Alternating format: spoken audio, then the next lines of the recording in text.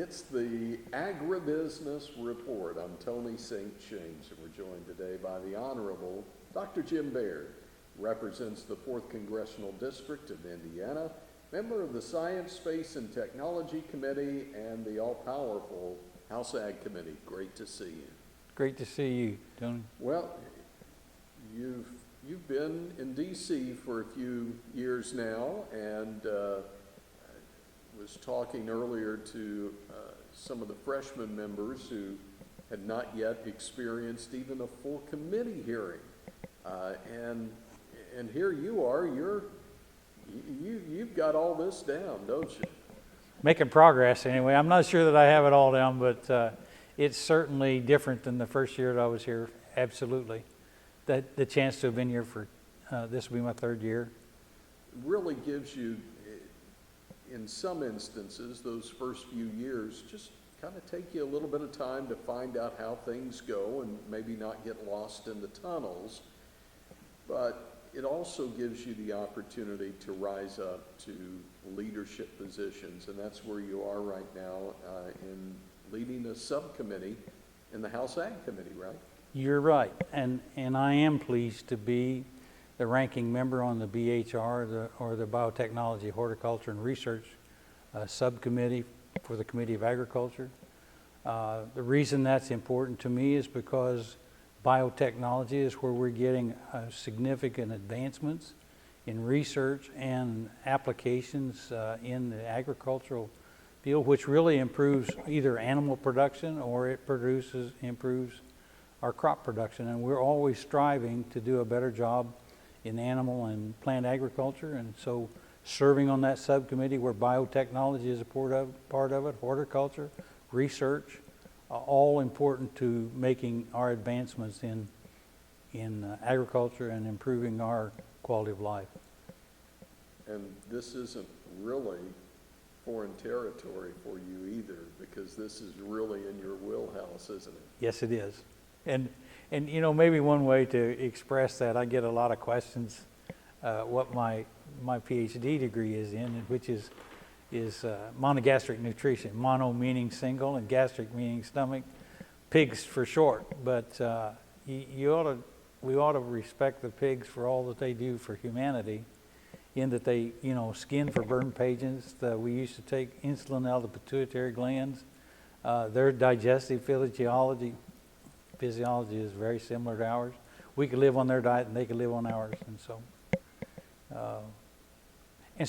that brings us back and ties back to the research concept, the research ideas, and I'm a strong proponent of basic research, which we can take.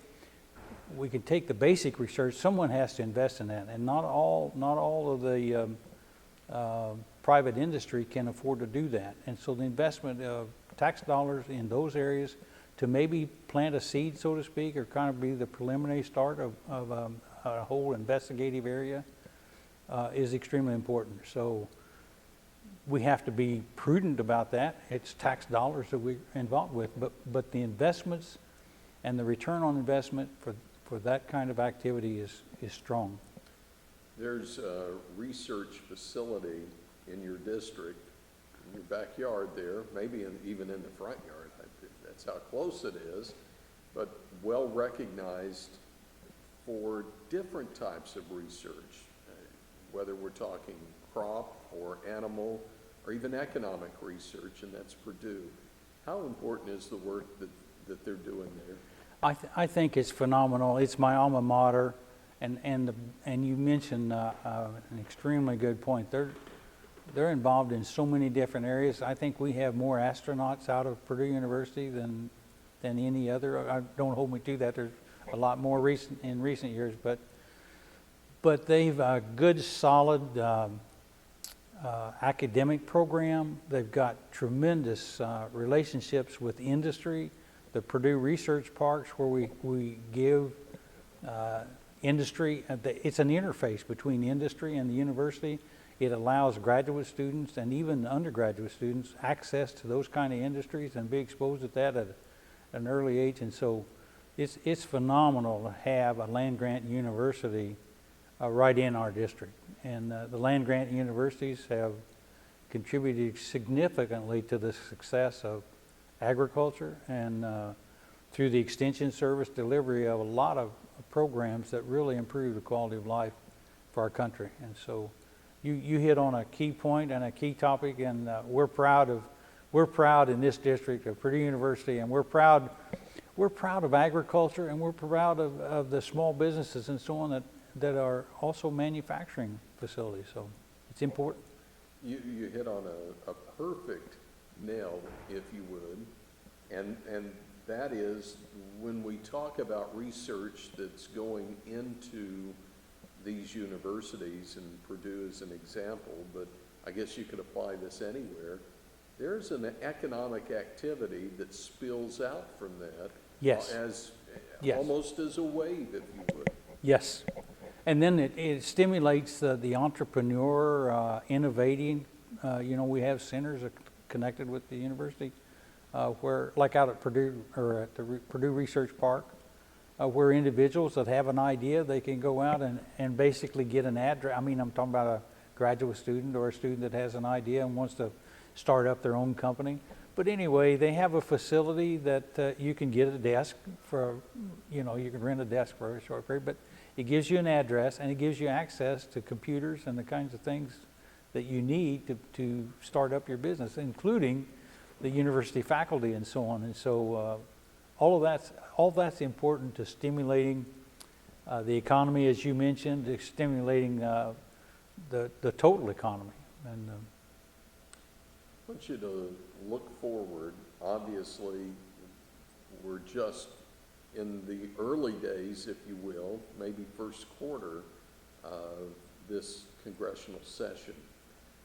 But if you could look towards the end of the game, if you would, of this session, if there was something that could be accomplished through your committee work or the committee as a whole, one thing that really stands out for you, what might that be? it is the Farm Bill for me, because that touches so many lives, including even members of the community and may not be involved in agriculture. It still impacts the food supply and the food supply chain. And so to me, the 2018 Farm Bill was finished just before I got here. They finished at that last moment. So the work on the Farm Bill and making sure that we fine tune that and make sure that it really provides opportunities for our farmers and ranchers is extremely important to me. So it's going to be coming up here by 2023. In my opinion, it's not too early to start working on that. Make sure we're gathering the information to find out where the programs that are working, where's conservation programs, the risk management programs, or the production programs, to make sure that they're actually reaching the target individuals, and it's really helping them through examples like this pandemic. But longer term, make sure that we're providing the assistance that they need to be prosperous. So good to see you. Thank you for your service, and hope to see you again soon. Thank you. Again, it's the Honorable Dr. Jim Baird, who represents the 4th Congressional District of Indiana, on today's Agribusiness Report.